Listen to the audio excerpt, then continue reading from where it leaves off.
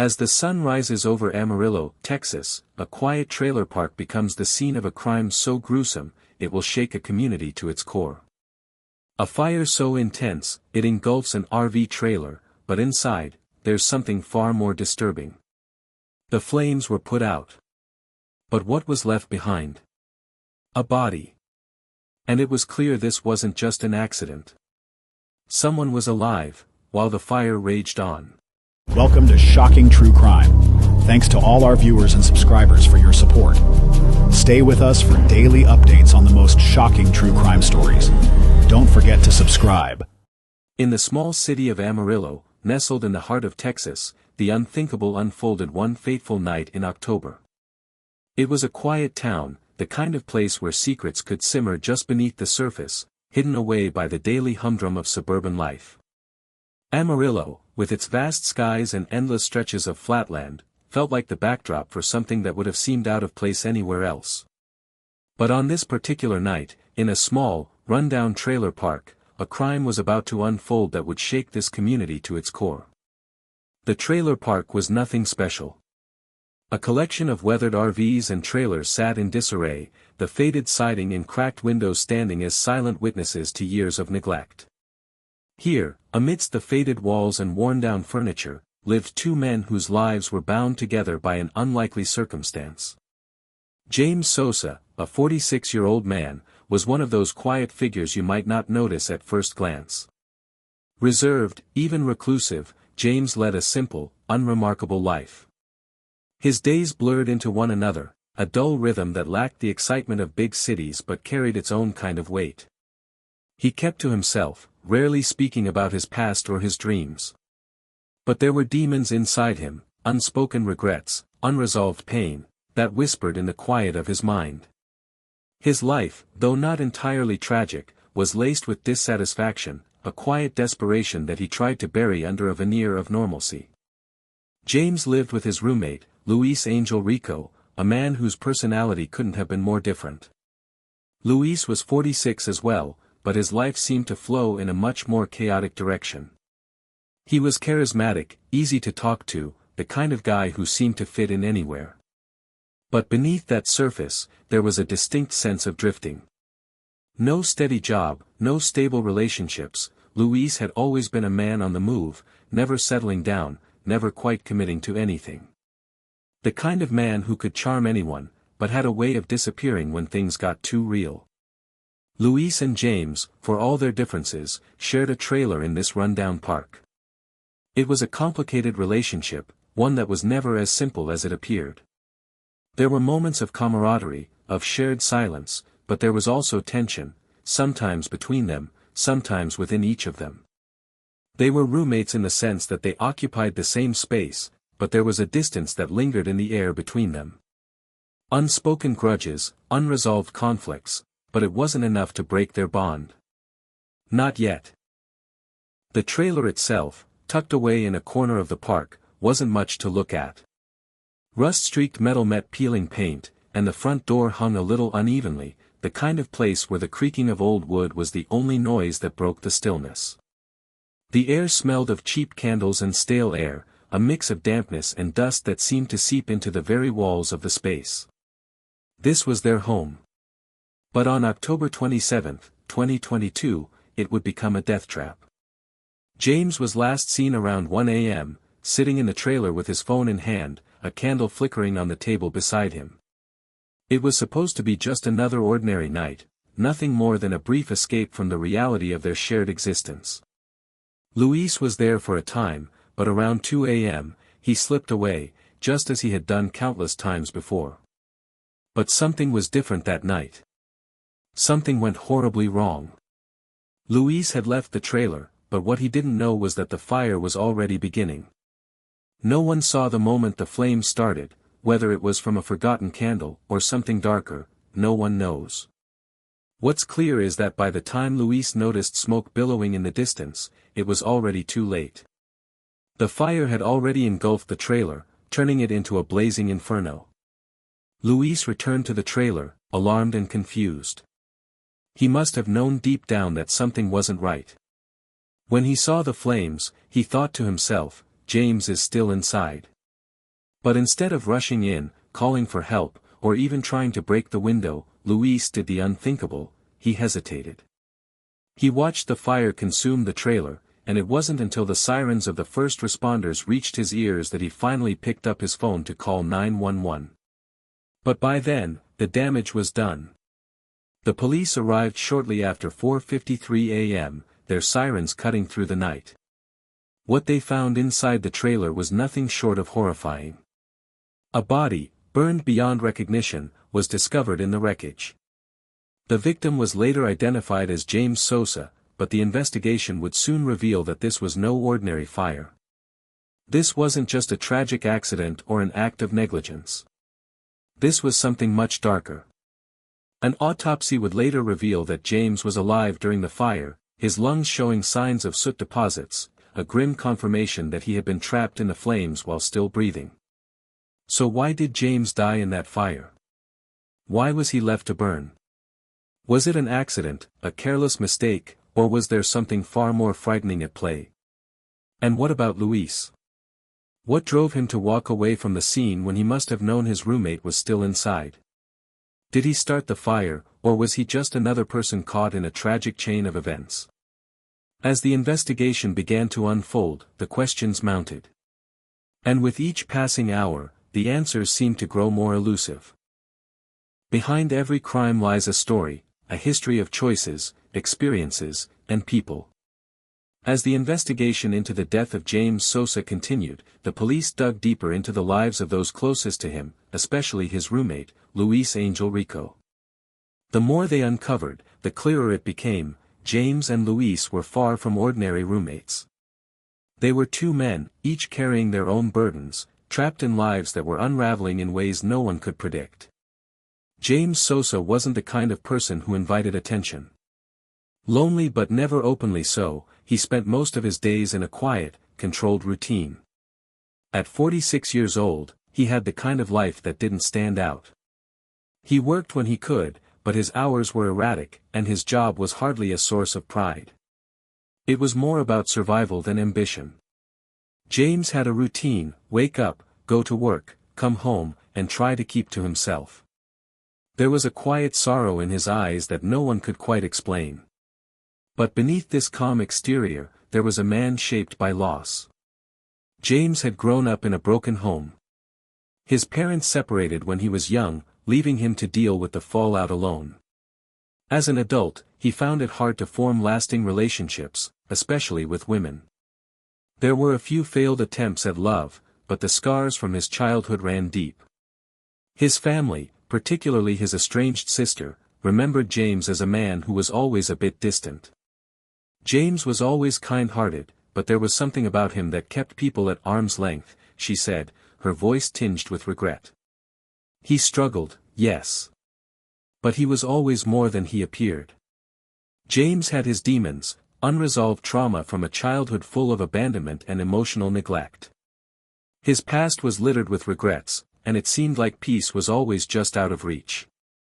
He would talk about how he was fine, how he was managing, but anyone who really knew him could sense the weight he carried, the quiet dissatisfaction with life that hovered over him like a dark cloud. At the time of his death, James seemed to be stuck in a cycle that would, tragically, lead him to this fiery end. His family never imagined that one day, they would be sitting in a room, hearing that their brother had perished in such a brutal way. And yet, in the weeks leading up to the fire, James seemed to retreat even further into himself, into his small, lonely world with Luis Angel Rico, the one man who shared that space with him. Could James's life of solitude and unresolved pain have contributed to his untimely demise? Did his inability to confront his past and his isolation make him an easy target for whatever dark forces were at play in that trailer? Luis Angel Rico was a study in contradictions. On the surface, he was jovial, full of charm, the kind of person who could talk his way into any social circle. People liked him. He could easily slip into a crowd and make friends with anyone. But beneath the smile, there was something darker, something that didn't quite fit. Luis was known for his easygoing manner, but as those who knew him best would later reveal, he wasn't without a short temper. It didn't take much for him to snap. Luis had been drifting for most of his life.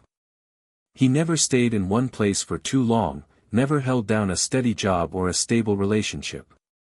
He was a man who lived in the present, not thinking about the future, always looking for the next opportunity.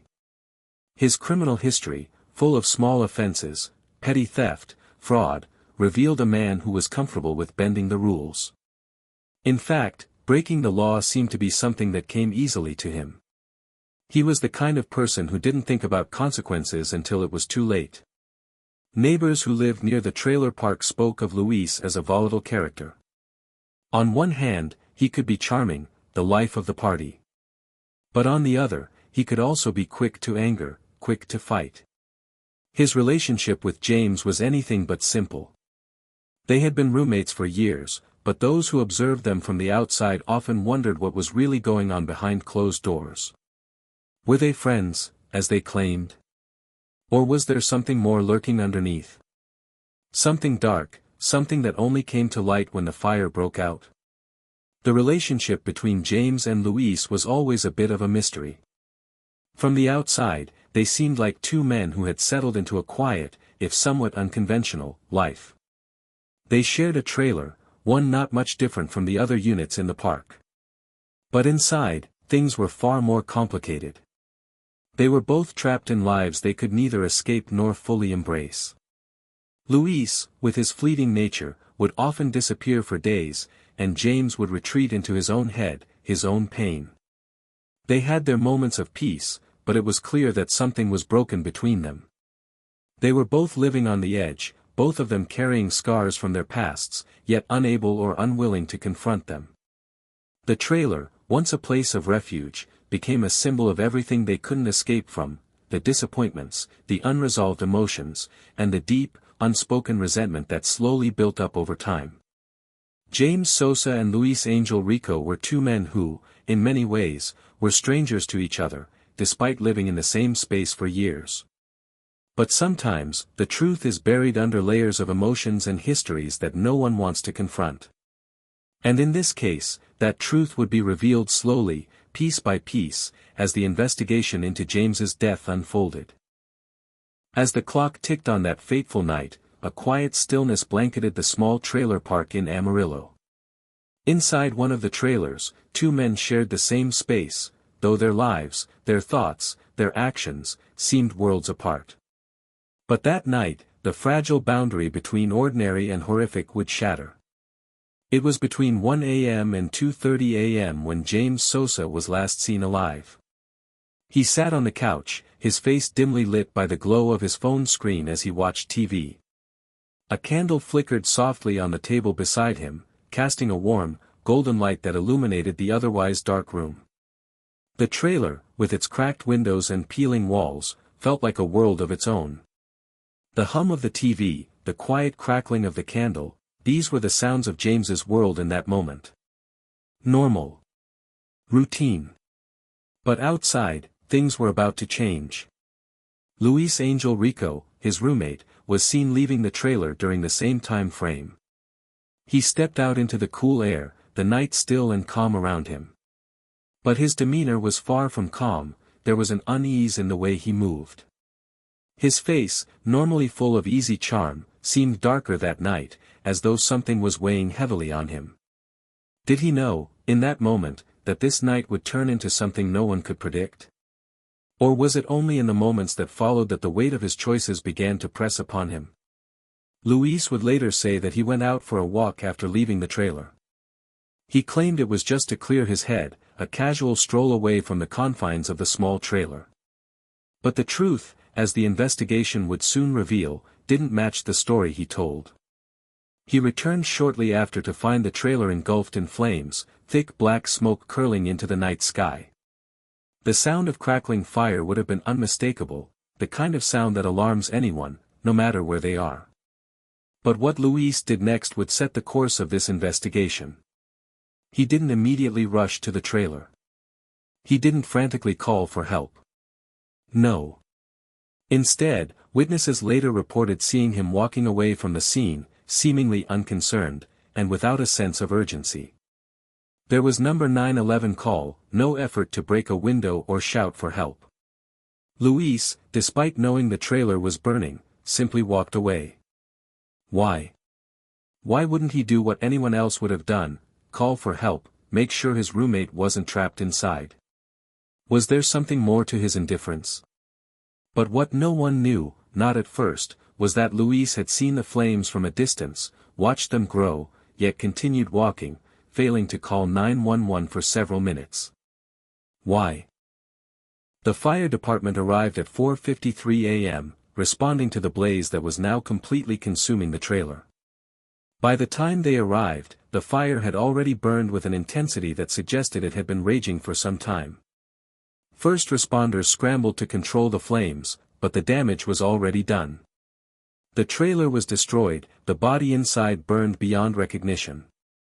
Once the fire was put out, the grim discovery was made: the body inside was later identified as James Sosa. But the scene itself raised more questions than answers. How did this happen? Could this really have been an accident, a candle left unattended, a small, harmless flame that somehow turned into an inferno? Or was it something much darker, much more deliberate? As the police investigated, the pieces of the puzzle began to slowly fall into place.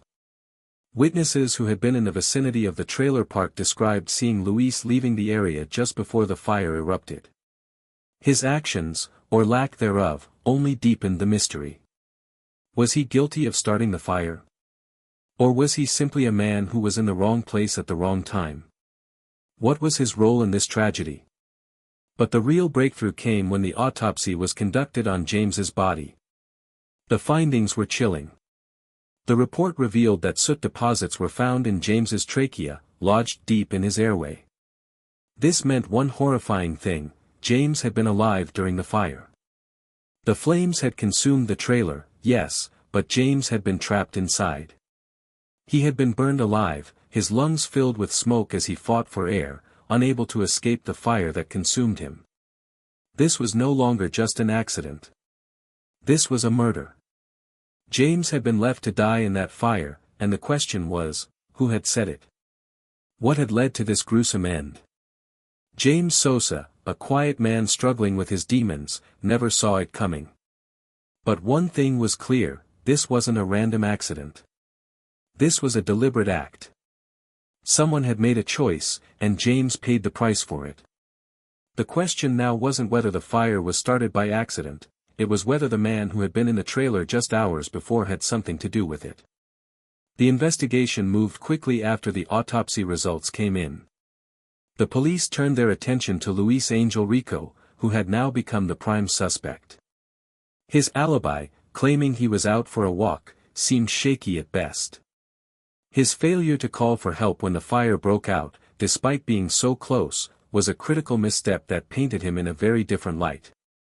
How could a man, who had lived with James for years, so casually ignore the possibility that his roommate was still inside, fighting for his life? There was no doubt anymore. The fire had not been caused by an accidental candle burning unattended. Someone had started it, and the signs pointed directly at Luis. Was it rage? Was it revenge? Or was it something more calculated, something cold and deliberate? Luis had walked away, yes. But what was really going through his mind in those crucial moments? As the investigation turned in on itself, the more chilling the truth became. Luis wasn't just a man who had witnessed the flames from a distance. He was someone who, by all accounts, should have acted, but didn't. And in that hesitation, in that absence of action, the question remained: what was Luis hiding? The morning after the fire, Amarillo was left in a state of stunned disbelief. What had started as an ordinary night had turned into something unimaginable, a fire that consumed a life, leaving only ash and devastation in its wake. The Amarillo Police Department quickly took the lead, and what they uncovered would shake the small town to its core. As the first responders arrived on the scene, they were met with a sight that would haunt them forever. The fire had been intense, so intense that the trailer had almost completely collapsed, leaving very little behind. The flames had torn through the structure, ripping through everything in their path. The body found inside was unrecognizable, burned beyond repair. The heat from the fire was so fierce that it seemed to have consumed everything it touched. Yet, despite the devastation, there were signs that the scene wasn't as simple as it appeared. First responder testimony revealed that the fire had not just consumed the trailer, it had burned for a while, likely at least 30 minutes before the emergency call came in. The fact that the fire had been allowed to burn for that long, without intervention, raised more questions than it answered. One crucial detail that immediately stood out was the location of the body. The victim, later identified as James Sosa, had been found inside the trailer. But the real shock came when investigators looked at the forensic evidence. The autopsy revealed something that would alter the course of the investigation: soot deposits in James's trachea. This meant that James had been alive during the fire. The flames hadn't simply consumed a body, they had consumed a man who had been breathing, struggling to survive. The realization hit the investigators hard. This wasn't an accidental death caused by a candle left burning unattended. This was something deliberate. Someone had intentionally set the fire. But who? The investigation quickly focused on Luis Angel Rico, the man who had been James's roommate and the last person known to have seen him alive. Luis's alibi, the story of him going out for a walk, didn't seem to hold up. Witnesses had seen him walking away from the trailer just before the fire started. One neighbor, still shaken by what they had seen, recalled that Luis didn't seem concerned at all when he walked past the trailer. He didn't check the windows, didn't try to see if his roommate was okay, he just kept walking. But that wasn't the most disturbing detail. No, the most shocking part of this story wasn't just that Luis had seen the fire and walked away. It was that he didn't even try to help. He didn't attempt to call 911, and he didn't even seem particularly alarmed when the flames began to rise. Why? As the investigators dug deeper, they found evidence that suggested Luis's behavior wasn't just a careless mistake. It was as if he had calculated his movements, like he knew exactly what was happening and still chose to do nothing. That feeling of indifference, the feeling of knowing someone was in danger and doing nothing about it, seemed to define Luis's actions that night. The trail was beginning to lead in one clear direction: Luis had left James to burn. But the question remained, why? What had driven Luis to leave his roommate in such a terrifying, painful position? The first shocking reveal in the investigation came when the police found out about the financial strain Luis had been under. It became clear that Luis was struggling with money. Was this fire a means of covering something up? Could it have been a deliberate act of arson, a way to get rid of James and gain something in return? The possibility of insurance fraud loomed large, though no hard evidence had been uncovered yet. Witness testimony only added more fuel to the fire. One neighbor had clearly seen Luis walking away from the trailer, the same moment the smoke started rising. The witness said that it was suspicious, almost as if Luis had waited for the fire to ignite before he made his exit. But what Luis didn't know was that the investigation wasn't just about the fire, it was also about the life that was lost. The victim in this case was no longer just a statistic in an accident report. James Sosa, a man who had lived his life in isolation, was now at the center of an investigation into a horrifying crime. As the police put the pieces together, the timeline of events began to make sense. Luis had left the trailer shortly after 1:30 a.m., around the same time that the fire likely began. The fire had consumed the trailer in a matter of minutes, and James, trapped inside, had no chance of escape. Luis, having witnessed the smoke and heard the crackling flames, should have done something. But he did nothing. So why didn't Luis act? Was it because he had no intentions of helping James in the first place? Or did the fire, which should have been a tragic accident, become something much more sinister in his hands? The investigation was far from over. But one thing was clear: the more they uncovered about Luis Angel Rico, the more it seemed like he was the one with the most to hide. James's tragic death had left a trail of questions, but the answers were beginning to form around one man's decisions. The fire, once thought to be just an accident, had now become a calculated act of murder, a decision made by someone who was willing to leave his roommate to die. As the investigation continued, the pieces began to fit together. What had once seemed like a tragic accident was now unfolding into something much darker, a crime fueled by desperation and hidden motives. For Luis Angel Rico, the truth was starting to unravel, and with every revelation, the weight of his actions grew heavier. Luis's past, previously hidden behind a facade of charm and easygoing confidence, began to surface. As the investigators dug deeper, it became clear that the relationship between him and James was far more strained than anyone had realized. On the outside, they were just two roommates sharing a trailer, but behind closed doors, their interactions were tense, filled with unspoken animosity. James, in his quiet way, had been trying to distance himself from Luis. According to interviews with neighbors and family members, James had recently been threatening to kick Luis out. That was the breaking point. James had finally had enough. For someone like Luis, who had no steady income and struggled to find his footing, being kicked out of the trailer would have been more than just a setback, it would have been a complete collapse. This wasn't just a house they shared, this was the only place Luis could stay, the only place of refuge from his financial troubles. His entire existence, it seemed, hinged on this arrangement. But what happened between these two men was more than just a broken friendship, it was the beginning of a crisis. James had something that Luis didn't, a life that, for all its flaws, still had structure. Luis, by contrast, seemed trapped in a cycle of financial instability, always on the edge of a breakdown. As the weeks passed, the cracks in their relationship deepened, and it became clear to those around them that something broke between them, something that couldn't be fixed. But what if it wasn't just about their relationship? What if money played a role in the tragedy? The more the police dug into Luis's life, the more they realized that his financial troubles were severe. His bills were piling up, and his lack of a steady income had left him vulnerable. Luis was constantly trying to make ends meet, living off odd jobs and temporary work, but it was clear that he was always a step away from falling behind. Was this desperation enough to push him to take drastic action? Could the fire have been more than just an accident? What if it was an intentional act of arson, set to destroy everything in its path and allow Luis to walk away with a fresh start? Luis had always been good at hiding his true motives. He had managed to keep people around him, even James, at arm's length.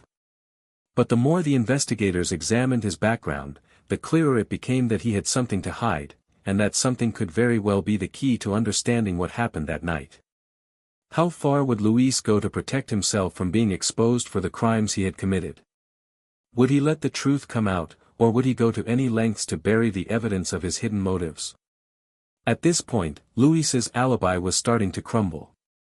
The police now had a motive, financial trouble, a strained relationship, and a man who had everything to lose. The fire, once thought to be a random accident, was now looking more and more like a deliberate act of insurance fraud or worse. What could Luis do now? Could he cover his tracks enough to escape the consequences of his actions? Or would the truth catch up with him, as it always does? After months of investigation, the scene had been set. Luis Angel Rico, once a man who could blend into any crowd, was now the focal point of a legal battle that would unfold in the courtroom. What had once been a quiet trailer park in Amarillo, Texas, had become the stage for a dramatic trial, a trial where the true story of what happened that night would finally come to light. The day of the trial arrived, and the courtroom was filled with tension. On one side sat Luis Angel Rico, dressed in a standard prison jumpsuit, his face as unreadable as it had been the night the fire started. On the other side, the prosecution laid out its case, a calculated murder, a life taken too soon, and a crime born of desperation and betrayal. Luis's defense, however, wasn't focused on the events of the night itself. Instead, the defense team made a key move, they questioned Luis's mental state. Had he acted out of anger, in a heated moment, or was there a deeper, more calculated plan behind the murder? Luis's erratic behavior, his past troubles, and his financial distress were all brought into question. Could a man under this much pressure, one who had been pushed to the edge for so long, have acted without full understanding of his actions? But as the trial continued, it became clear that Luis's mental state wasn't just a point of defense, it was the heart of the case. The prosecution argued that Luis was not insane, he knew exactly what he was doing when he left his roommate to burn. This was no accident. It was murder, pure and simple. The court turned to psychological profiling to get to the root of Luis's actions. The more the psychologists examined his life, the clearer it became, Luis was a man torn between his desires and his actions. He wanted something more, he was tired of the chaos, tired of struggling. But instead of making a change, instead of facing his reality, he had turned to violence. His need for a fresh start, for financial freedom, had led him to a point where he believed taking a life was the only way forward. The deeper the investigation went, the more it was clear, Luis wasn't just a man driven by anger, he was a man consumed by his own inner conflict. He wanted more from life, but when his chance to start fresh came, he chose the darkest path of all. And in that choice, he not only condemned his roommate but sealed his own fate. As the trial progressed, something unexpected happened. Luis confessed, but not in the way anyone had anticipated. He admitted to the crime, but he stopped short of explaining why. He spoke of the fire, of the terrible mistake he had made, but when it came to the why, the true motive behind his actions, he refused to say a word. He clammed up, leaving the courtroom in suspense. Why would he set his roommate on fire? Was it guilt, fear, or something more calculating? This twist in the case left everyone stunned. The defense team saw an opportunity in Luis's silence.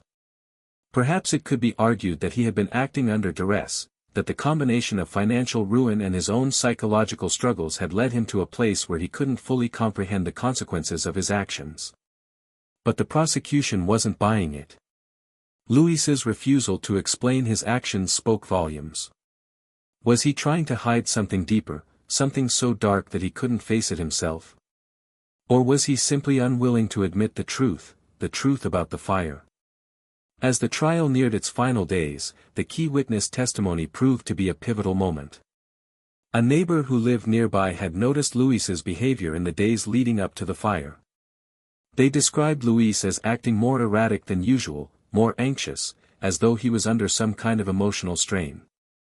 This testimony painted a picture of a man who was not only struggling with his circumstances but was also actively hiding something.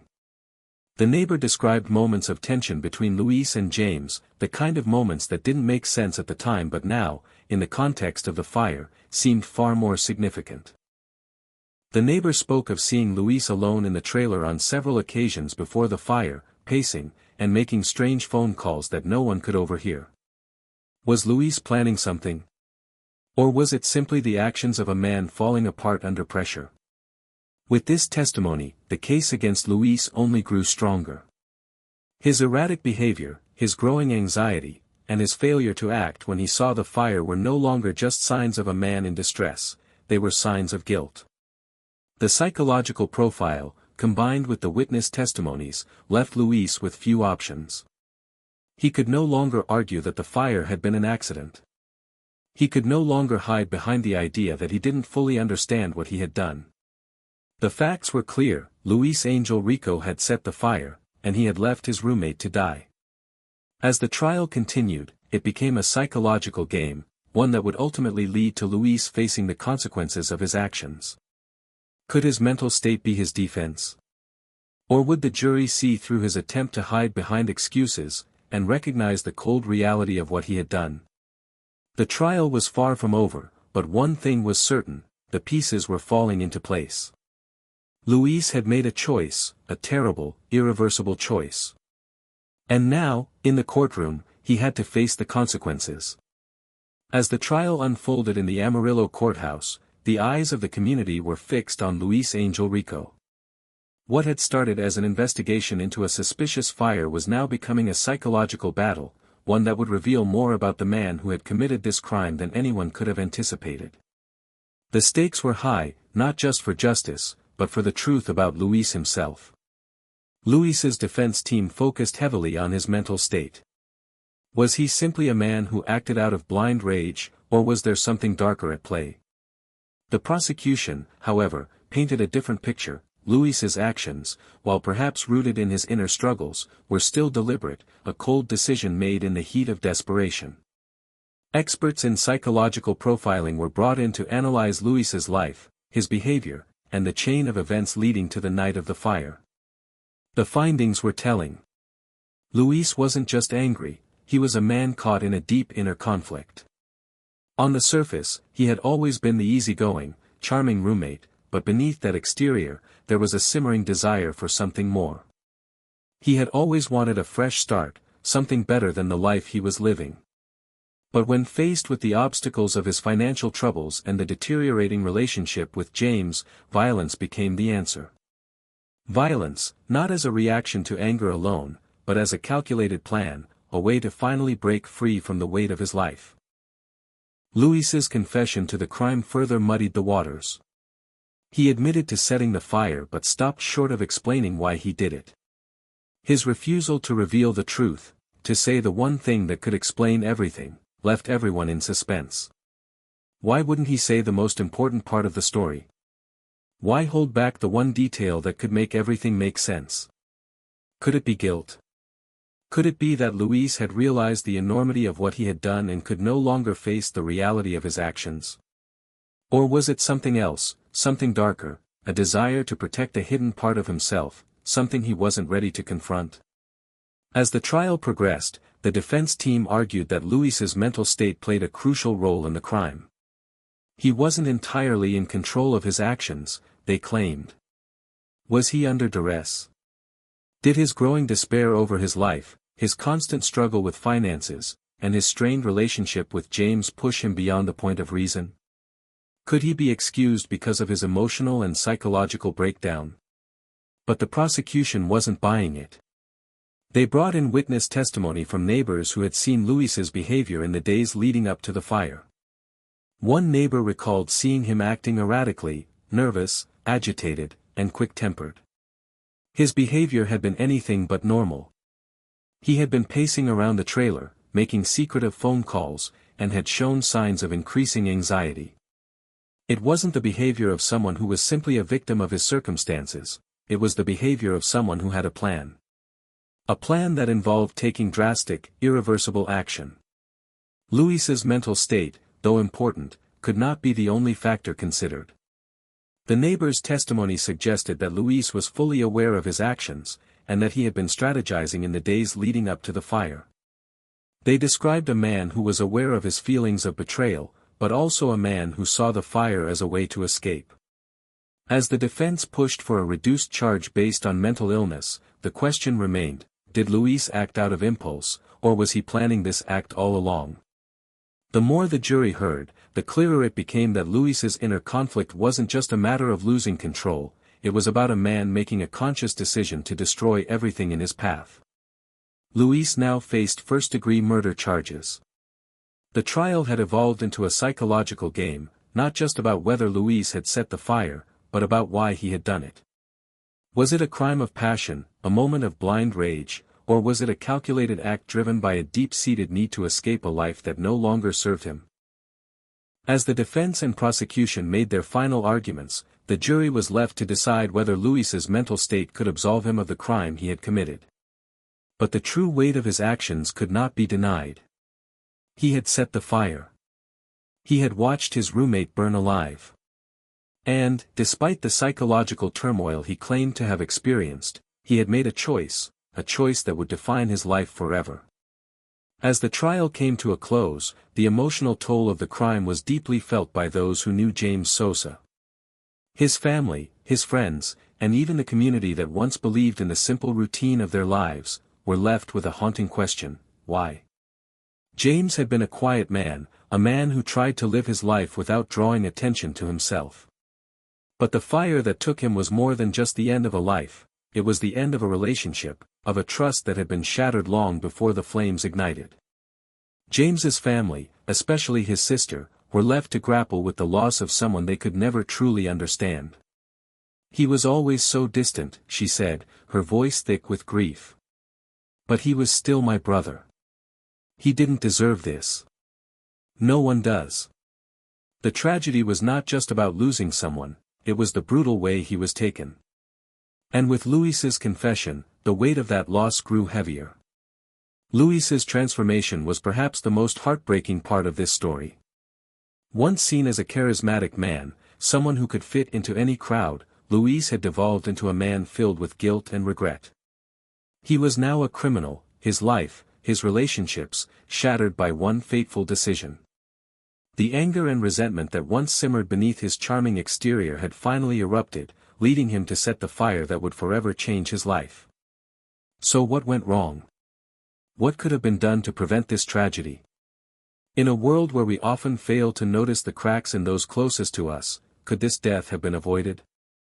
Could someone have stepped in, seen the warning signs, and stopped this before it was too late? As the case neared its resolution, one final twist would leave everyone stunned. Luis, sitting in the quiet of his cell, revealed one last secret, one that could change everything. The details of that confession would leave the case open, hinting that there was still more to this story than anyone could have imagined.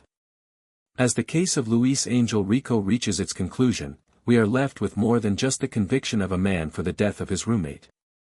We are left with a question, one that lingers, unanswered, in the air. How far are we willing to go to keep our secrets buried? Luis's story is not just one of a man who set a fire. It's a story of a person, a man, who spent years hiding the pieces of his life from those around him. We see his charming facade, his moments of charisma, but beneath that was a web of secrets, lies, and anger that simmered until it finally boiled over into a crime that no one could have predicted. The fire he set was not just an act of violence, it was a cry for help, a desperate attempt to escape a life he couldn't face. And in the end, that fire consumed more than just the trailer it destroyed, it consumed Luis too. But in the aftermath of the trial, as Luis is left to face the consequences of his actions, we are left to wonder, could someone have stopped this from happening? Was there a way to have reached Luis before he made the decision to kill his roommate? Was there a way to have seen the signs of his inner turmoil before the fire burned everything to the ground? We all have secrets. But how far are we willing to go to protect them? And when the truth finally comes out, who do we hurt in the process? This case is a painful reminder that there are often more layers to a person than we see on the surface, more layers hidden behind the smiles and the casual conversations. And sometimes, those hidden parts of us can lead us down paths we never imagined, with consequences far beyond our control. Thank you for watching. The story of Luis Angel Rico may be over, but there are many more cases, just as complicated, just as disturbing, waiting to be told. In future episodes, we'll dive into the chilling, the mysterious, and the shocking, revealing the hidden truths behind crimes that shocked the world. Welcome to Shocking True Crime.